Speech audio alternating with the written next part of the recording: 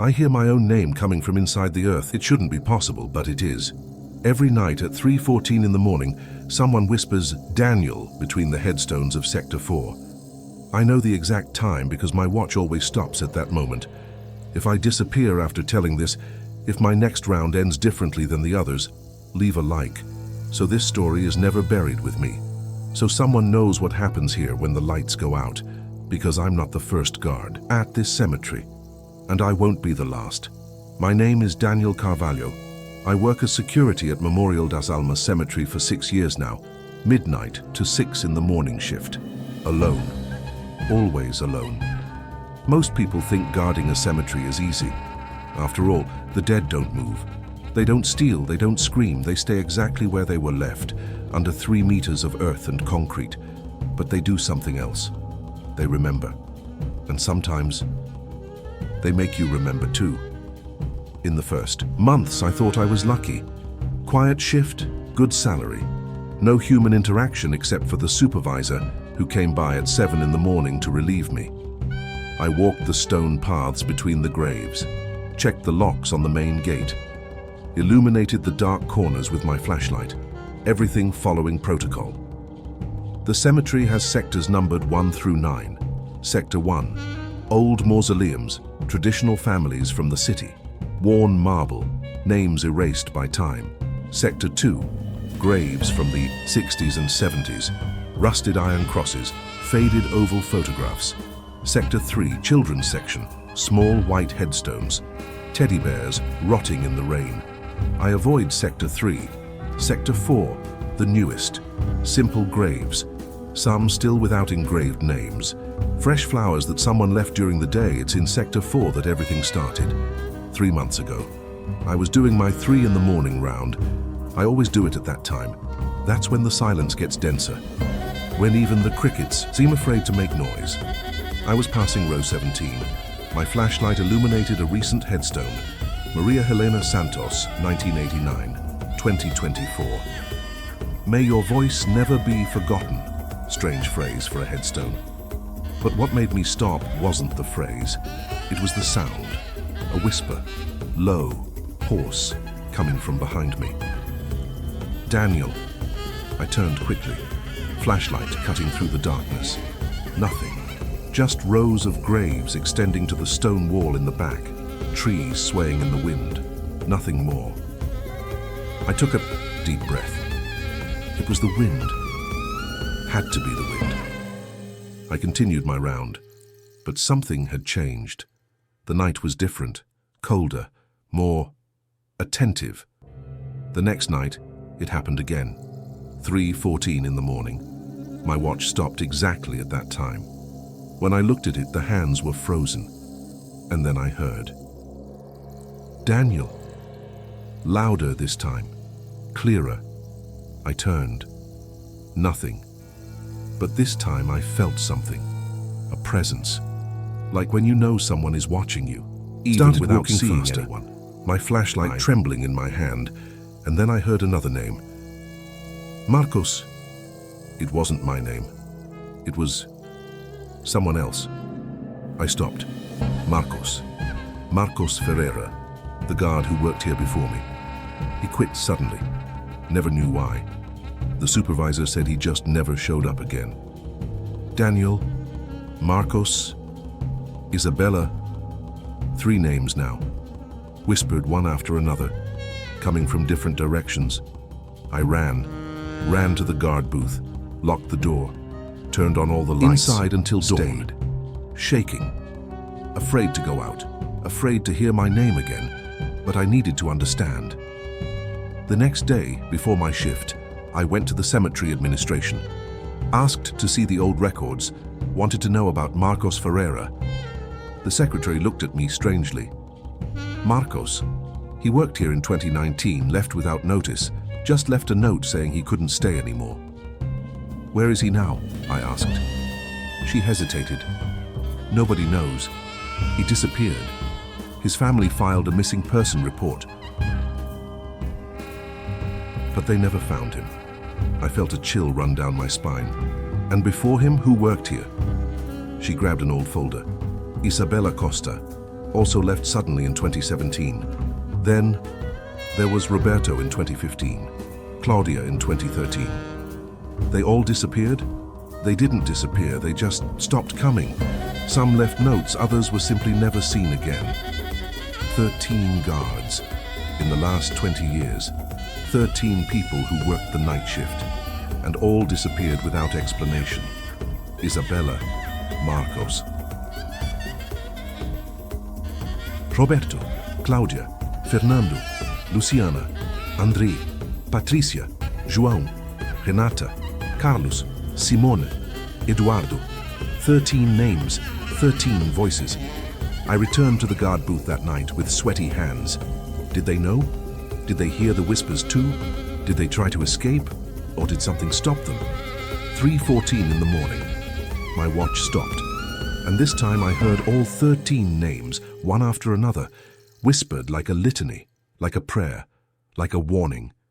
Isabella, Marcos, Roberto, Claudia, Fernando, Luciana, André, Patricia, João, Renata, Carlos, Simone, Eduardo, and then silence. A silence so deep I could hear my own heart beating.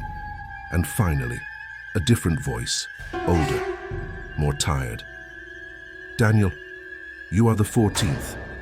I can't tell anymore if I'm sleeping or awake. It's been 3 weeks since I heard that voice for the first time. And now I hear it all the time.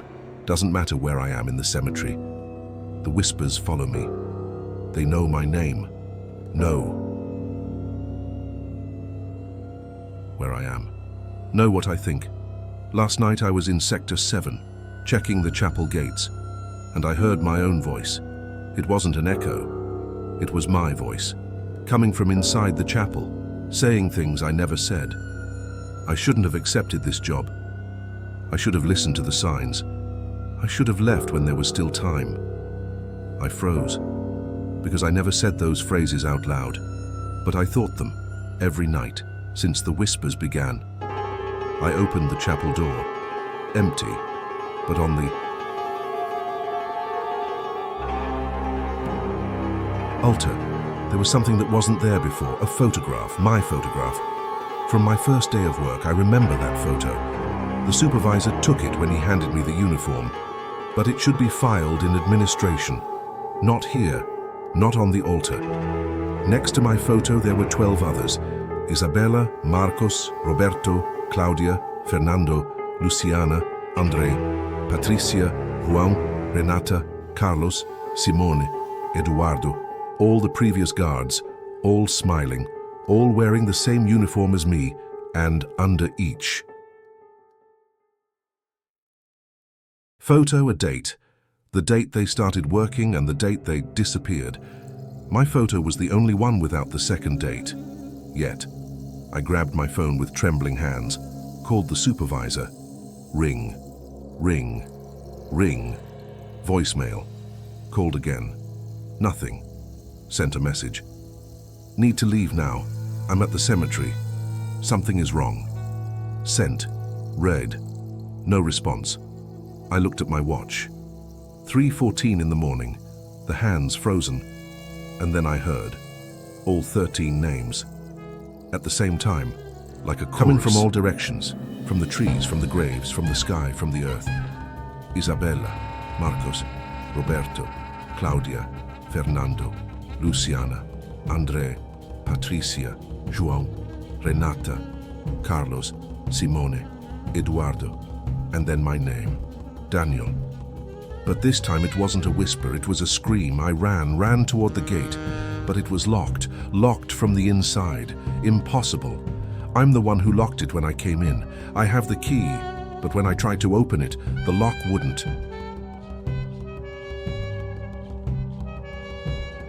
Move.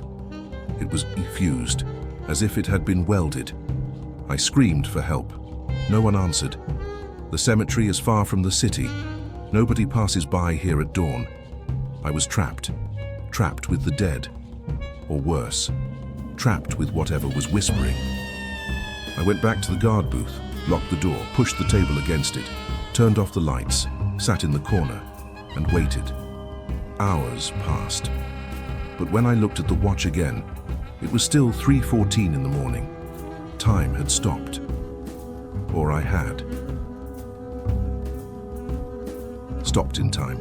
I don't know anymore. I looked through the guard booth window, and I saw 13 figures standing among the graves, motionless, wearing security uniforms, all looking at me. Isabella, Marcos, Roberto, Claudia, Fernando, Luciana, Andre, Patricia, João, Renata, Carlos, Simone, Eduardo, all of them. I recognized their faces from the photos, but they weren't alive. They weren't dead. They were something in between. And then they started walking toward me, slowly, in sync, as if they were one person. I tried to scream, but no sound came out. I tried to move, but my body didn't obey. They reached the guard booth door, stood there, still, looking at me through the glass. And then they all spoke at once, with the same voice, the old voice, the tired voice. "You can't leave, Daniel. Nobody leaves. When you accept this job, when you walk alone among the dead, when you hear the names for the first time, you become part of them. You become a guardian. Not of the living, but of those who got trapped here, of the voices nobody listens to anymore, of the stories nobody tells anymore." Tears ran down my face. "I don't want this." "Nobody does," they answered. "But someone needs to remember. Someone needs to listen. Someone needs to stay." And then they stepped back, returned to among the graves, and disappeared, one by one, until only silence remained.